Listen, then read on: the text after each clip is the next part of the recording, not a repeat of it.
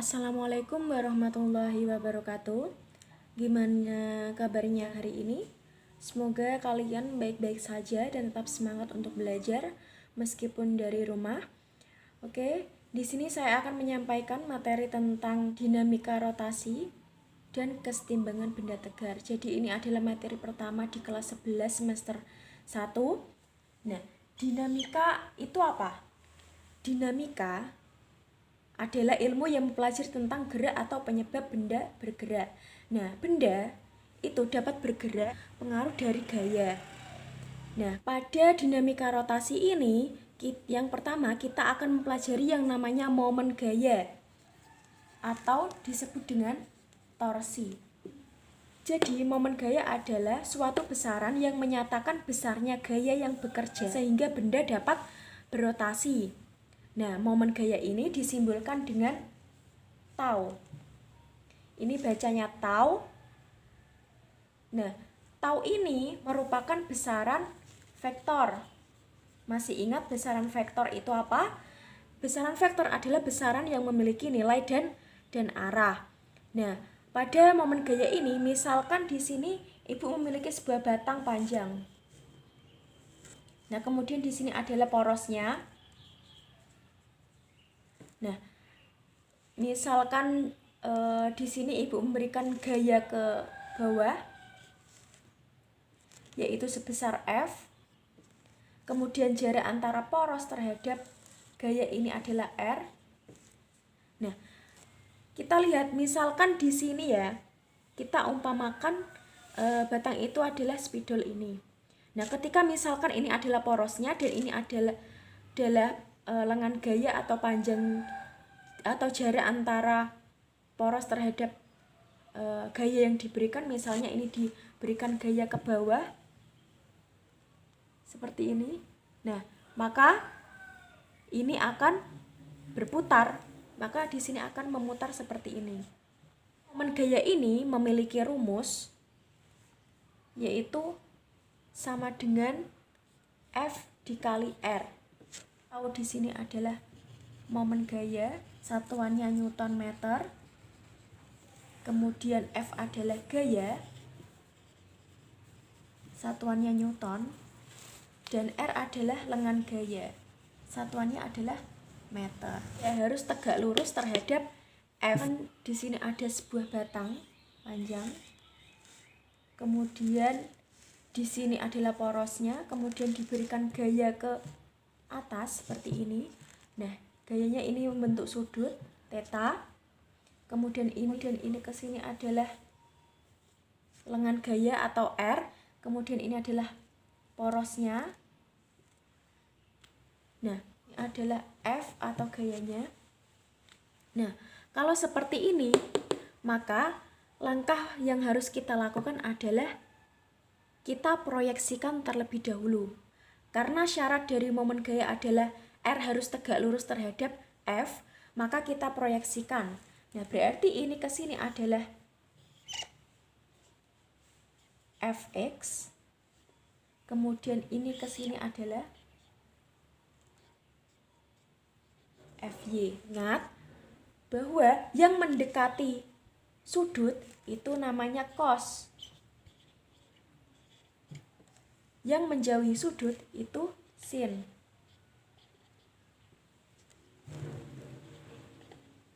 Oke.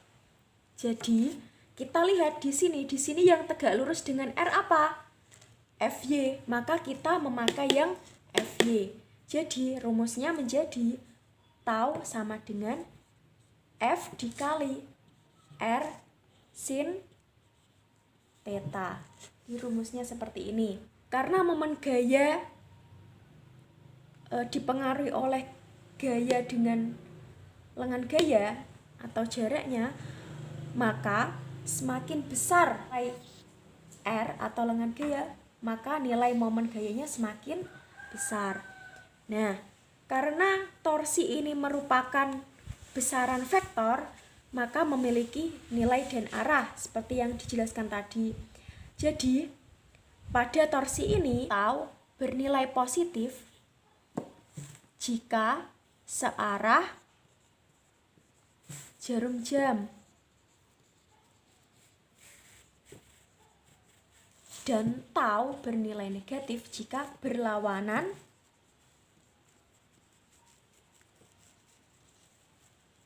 dengan jarum jam. Oke, misalnya spidol ini. Nah, ketika diberikan gaya dari bawah ke atas, ini berputar ke kiri, maka berlawanan dengan arah jarum jam, berarti bernilai negatif. Nah, atas ke bawah, nah maka berputar searah dengan jarum jam, maka bernilai positif. Oke, untuk lebih jelasnya lagi, Ibu akan memberikan sebuah contoh mengenai momen gaya. Tangan panjang.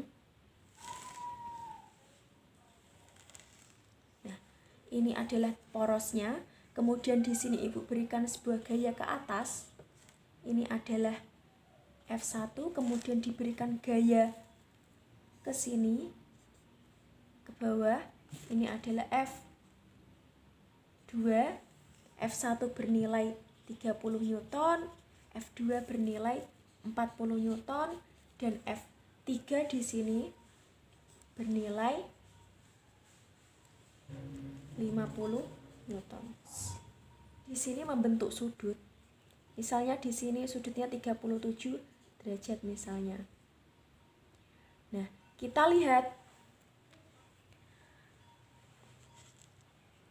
F1 sudah tegak lurus, F2 belum tegak lurus. Maka kita harus memproyeksikannya terlebih dahulu. Yang ditanyakan adalah torsi di titik P atau tau di titik P sama dengan tau 1 ditambah tau 2 ditambah tau 3. Karena di F2 ini belum tegak lurus terhadap R, maka kita proyeksikan terlebih dahulu. Misalkan ini ke sini itu adalah Fx, kemudian ini ke sini adalah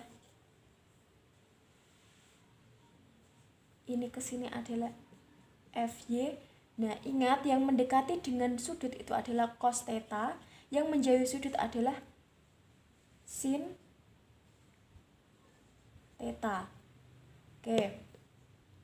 Berarti yang tegak lurus yang mana? Yang Fy. Maka kita memakai yang Fy. Oke, berarti di sini tau di titik 1 kita lihat F1. Nah, karena F1 ini memberikan gaya ke atas, maka berputar ke kiri, maka berlawanan arah dengan jarum jam, berarti nilainya negatif. Kemudian kita tulis F1 dikali R1, kemudian ditambah kita lihat gaya pada F2, berarti karena kita memakai yang Fy, nah berarti sin theta, berarti di sini apa? F2 dikali R2 sin theta. Kemudian ditambah dengan F3. F3-nya berapa? F3-nya. Nah, kemudian kita lihat di F3. Nah, di sini adalah F3 dikali. Karena dia memberikan gaya di porosnya dan tidak memiliki lengan gaya atau jaraknya, maka bernilai 0. Nah, tinggal kita masukkan nilainya. Men, F1-nya berapa? 30 Newton. Kemudian dikali dengan R1-nya berapa? 1. Ditambah dengan F2-nya berapa? F2-nya 40. Dikali dengan R2-nya berapa? 2 sin 37.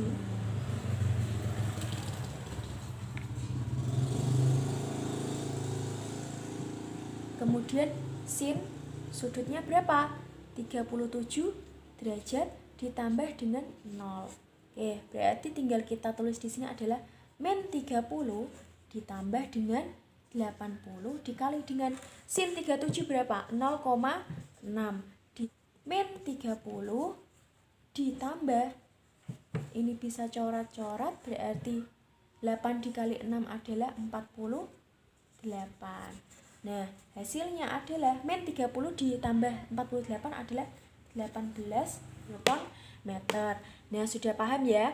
Inersia itu ialah ukuran kelembaban suatu benda untuk berotasi terhadap porosnya. Nah, kelembaban itu apa sih? Sifat mempertahankan kedudukannya, atau dengan kata lain adalah kesukaran suatu benda untuk bergerak terhadap porosnya. Nah, kalau di gerak translasi atau gerak lurus itu yang menjadi kelembaban itu apa?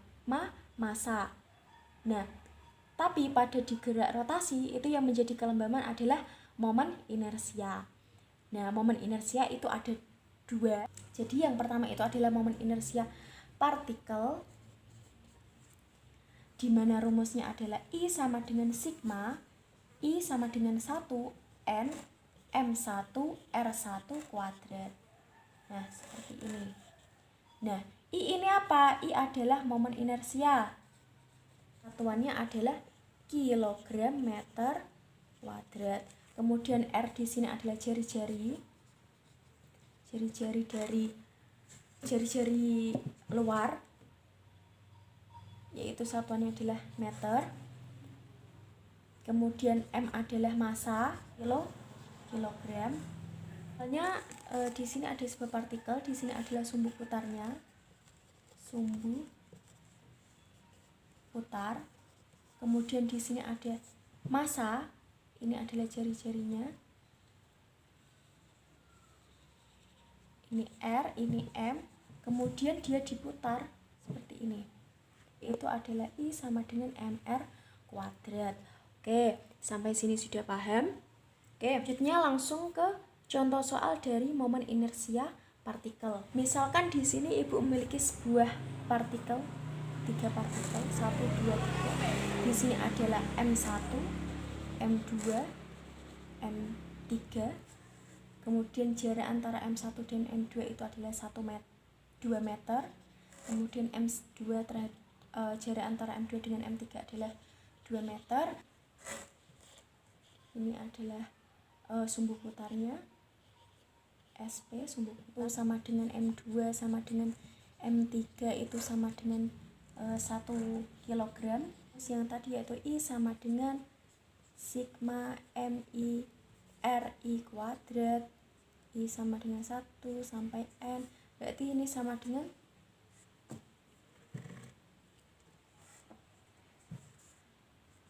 M1 dikali R1 kuadrat ditambah M2 dikali R2 kuadrat ditambah dengan M3 dikali R3 kuadrat. Nah, I sama dengan M1-nya yaitu adalah 1 kilogram. Kemudian R2-nya itu adalah 2 meter, berarti 2 dikuadratkan. Kemudian ditambah M2-nya itu adalah 1 kilogram dikali dengan R2. Nah, karena sumbu putarnya berada di M2, maka tidak memiliki jari-jari, berarti bernilai 0. Kemudian ditambah dengan M3-nya adalah 1 dikali dengan jari-jari dari M3 ke sumbu putar adalah 2, berarti 2 kuadrat. Nah, sama dengan, tinggal kita jumlahkan, ini adalah 4 ditambah dengan 0 ditambah dengan 4, berarti sama dengan 8 kilogram meter kuadrat. Misal contoh lagi, di sini ada 3 buah partikel. Misalnya ini adalah A, ini adalah B, ini adalah C. A ke B itu adalah 3 meter, kemudian jarak antara B ke C itu adalah 4 meter. Kemudian seperti ini, massa A sama dengan massa B sama dengan massa C itu sama dengan 2 kilogram. Nah, yang ditanyakan adalah berapa momen inersia jika sumbu putarnya, berapa momen inersia di titik C atau IC.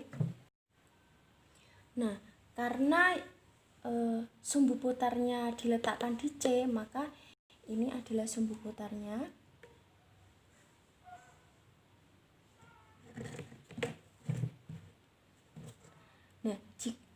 Nah, karena ditanyakan adalah di titik C, maka sumbu-putannya ada di titik C. Nah, kita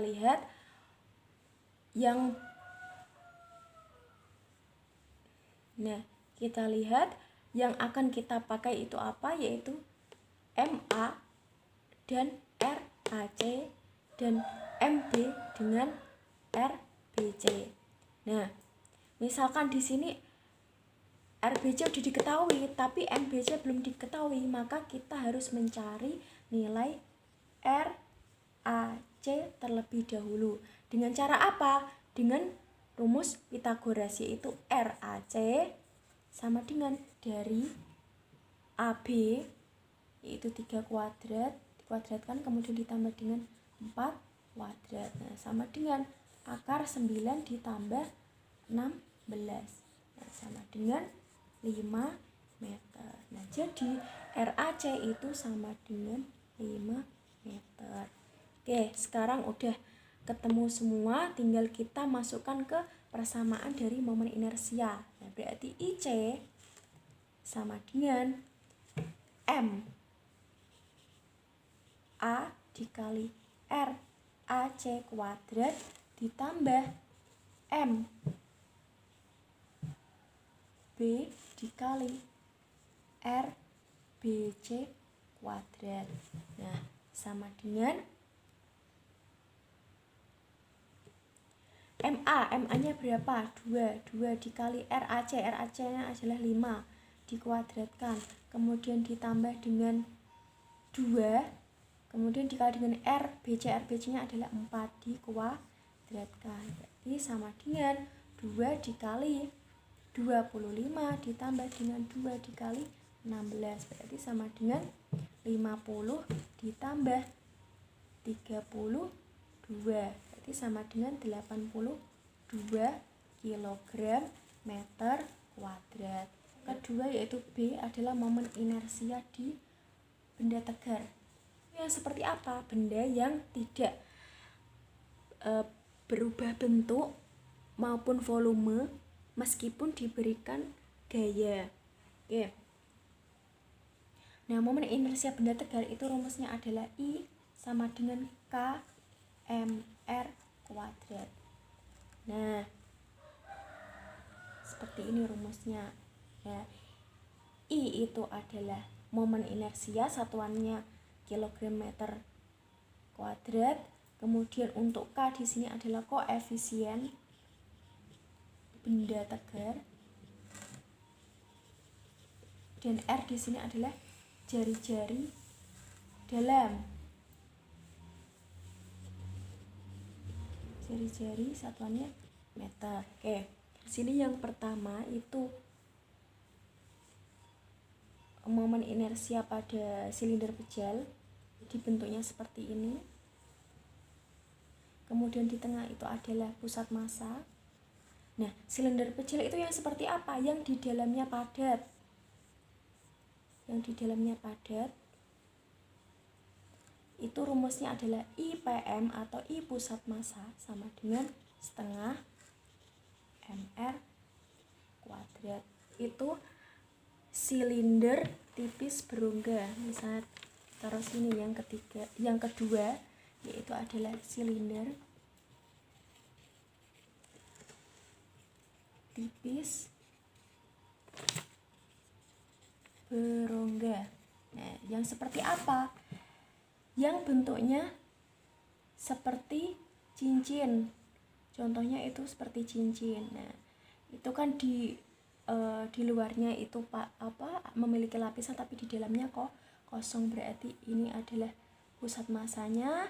Kemudian rumusnya adalah IPM, I pusat massa sama dengan MR kuadrat. Nah, ini rumusnya. Kemudian yang ketiga itu adalah bola pejal. Bola pejal itu seperti silinder pejal. Bentuk bola pejal itu bentuknya seperti bola tapi di dalamnya padat. Di sini adalah pusat massanya. IPM-nya itu sama dengan MR kuadrat. Nah, Kemudian yang keempat itu adalah bola berongga. Itu berbentuk bola tapi di dalamnya kosong. Pusat masanya I-nya itu sama dengan 2/3 mr kuadrat pm. Nah, seperti ini. Oke, selanjutnya yang kelima, di sini adalah sebuah batang.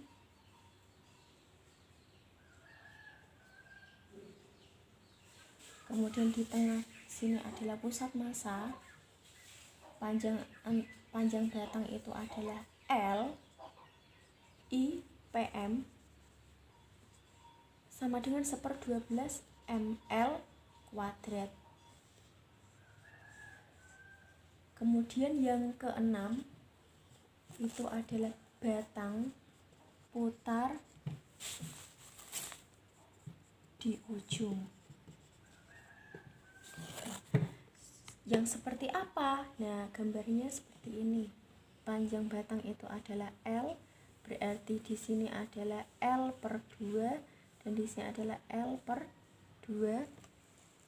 Kemudian misalnya di sini diberikan sumbu putar di ujung, ini adalah sumbu putar.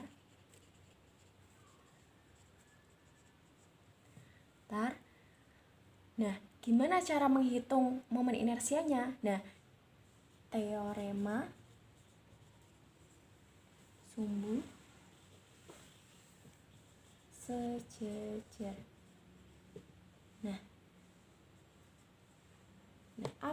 Nah, rumusnya apa? Teorema sumbu sejajar. Jadi cara menghitung batang pada sumbu putar di ujung dengan menggunakan persamaan ini. Nah, I aksen ini apa?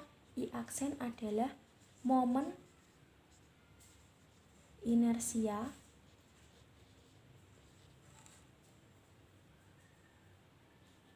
di sumbu putar. Nah, satuannya sama, yaitu kilogram meter kuadrat. IPM itu apa? IPM adalah momen inersia pusat massa.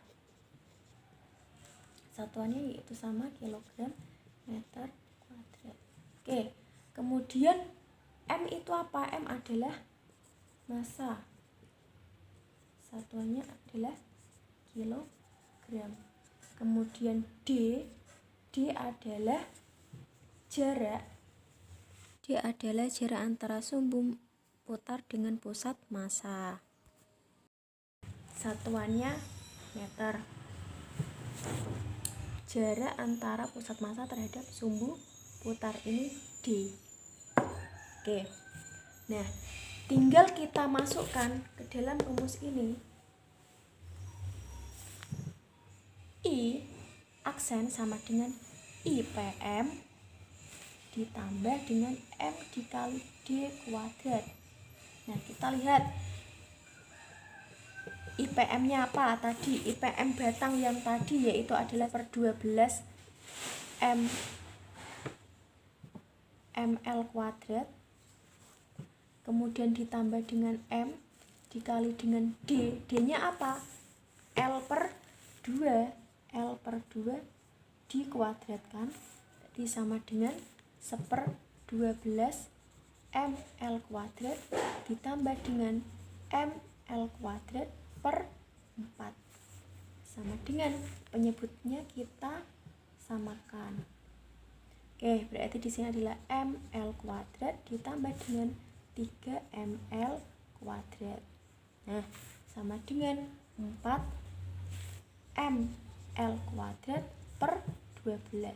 Jadi sama dengan berarti I aksen sama dengan 1/3 ml kuadrat.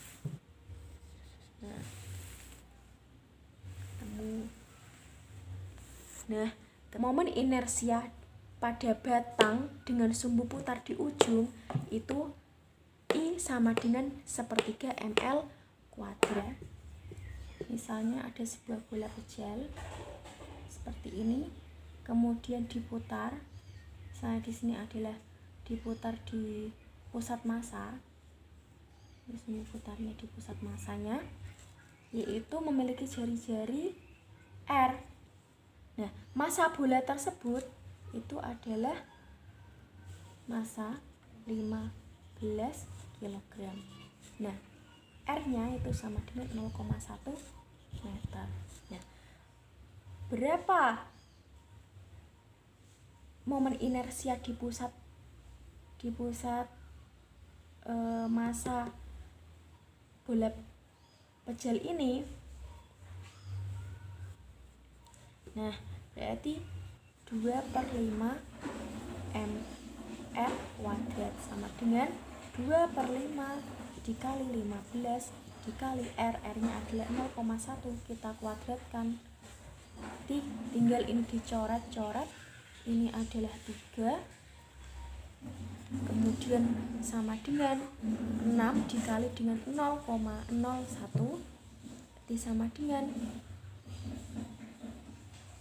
0,06 kilogram meter kuadrat. Dan ini adalah gerak rotasi.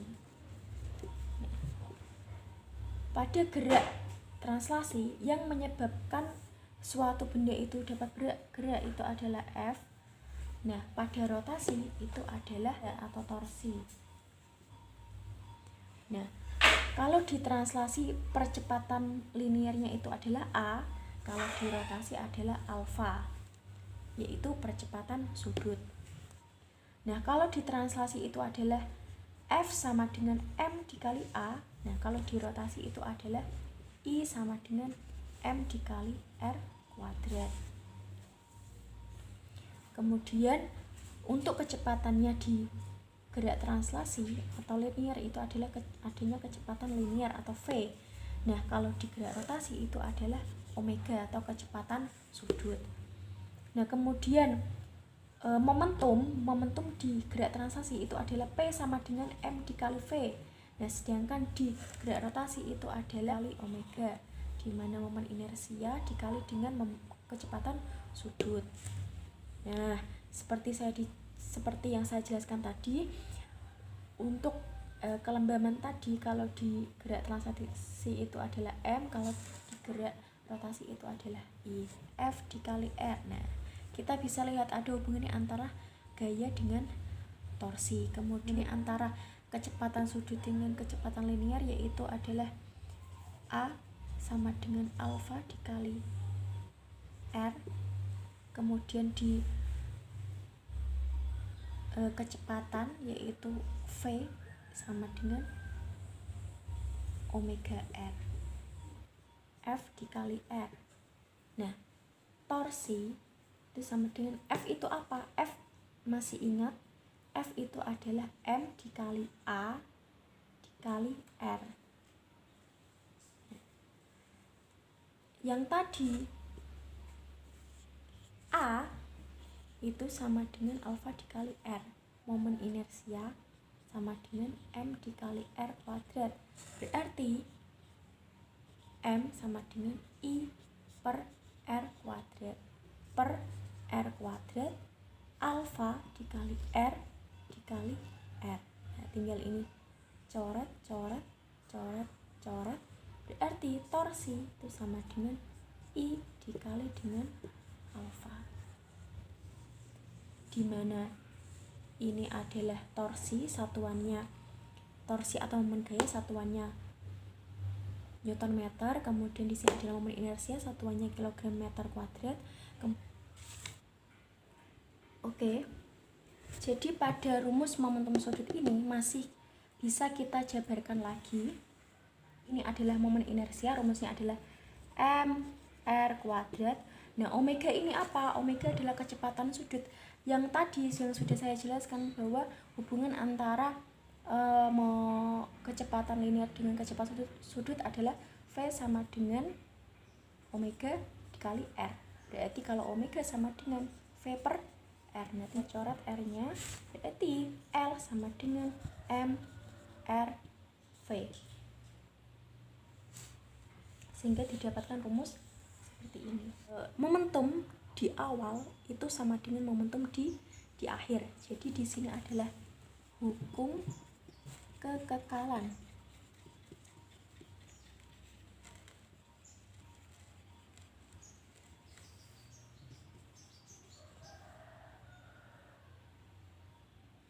Nah, jadi di hukum kekekalan momentum ini L awal sama dengan L akhir. I 1 dikali omega 1 sama dengan I dikali omega 2. I 2 kali omega 2. Ini rumusnya. Nah, misal di sini ada sebuah piringan. Misalnya di sini ada sebuah piringan, kemudian di sini adalah jari-jarinya R. Nah, di sini itu L. Di sini adalah omega 1 misalnya. Kemudian di sini ada lagi piringan yang lebih kecil. Di sini ada R, di sini ada omega 2, adalah L2.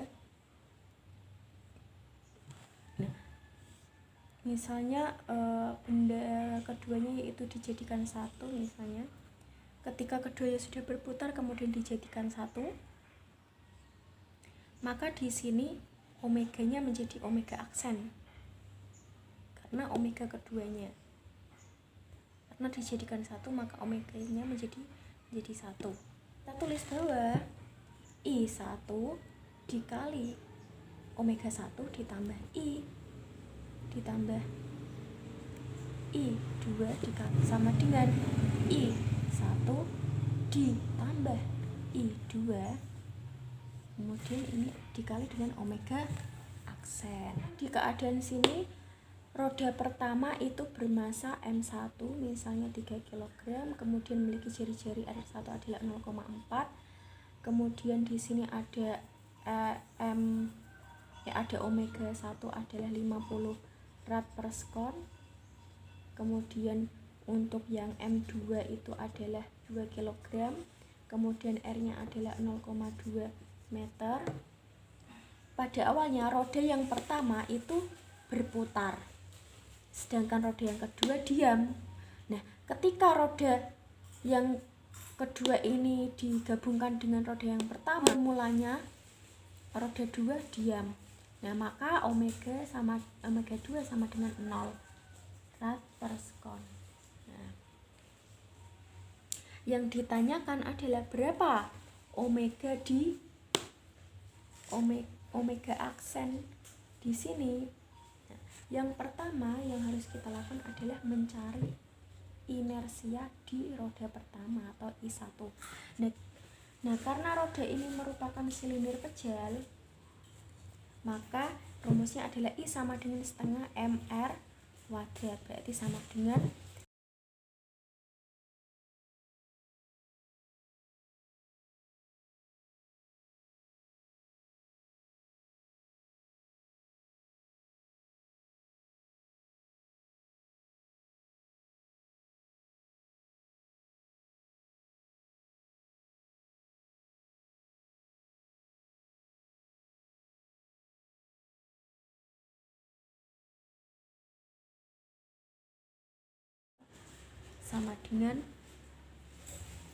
L akhir. Nah, berarti di sini adalah I1 kali omega 1 ditambah I2 dikali omega 2 sama dengan I1 ditambah I2 dalam kurung omega 2. Nah, I1 nya berapa? 0,24 dikali dengan omega 1 nya 50 ditambah dengan I2 nya berapa? 0,4 dikali dengan omega nya 2 adalah 0 sama dengan, jadi I1 nya adalah 0,24 ditambah 0,04, kemudian dikali omega aksen yang ditanyakan. Nah, di sini tambah 0 sama dengan 0,28